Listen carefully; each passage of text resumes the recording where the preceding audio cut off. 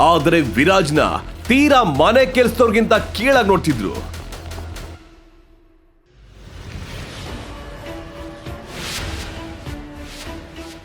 ನಿಮಗೆ ಎಲ್ಲ ಗೊತ್ತಲ್ಲ, ಇನ್ನೇ ನಾನು ಹೊರಡ್ತೀನಿ.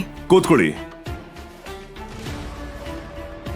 ಅವತ್ತು ವಿರಾಜ್ ಅವರ ಫ್ರೆಂಡ್ ತಂದೆ ತಿಥಿ ಇತ್ತು. ಅವರು ಸ್ವಲ್ಪ ಹೊತ್ತು ದೇವಸ್ಥಾನಕ್ಕೆ ಹೋಗಿ ಬರ್ತೀನಿ ಅಂತ ಕೇಳ್ಕೊಂಡ. ಆದ್ರೆ ನೀವುಗಳು ಒಂದೇ ಒಂದು ಅವಕಾಶನೂ ಕೊಡ್ಲಿಲ್ಲ. ಅವನನ್ನ ಕೀಳಾಗಿ ನೋಡ್ತಿದ್ರಿ.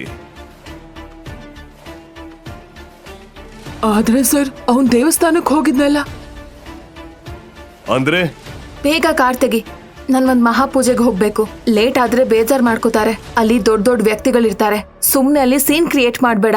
ಅಲ್ಲಿ ಏನಾದ್ರೂ ಸಮಸ್ಯೆ ಆದ್ರೆ ನಮ್ ಫ್ಯಾಮಿಲಿ ಪ್ರೆಸ್ಟೀಜ್ ಹಾಳಾಗುತ್ತೆ. ನಡಿ ಬೇಗ.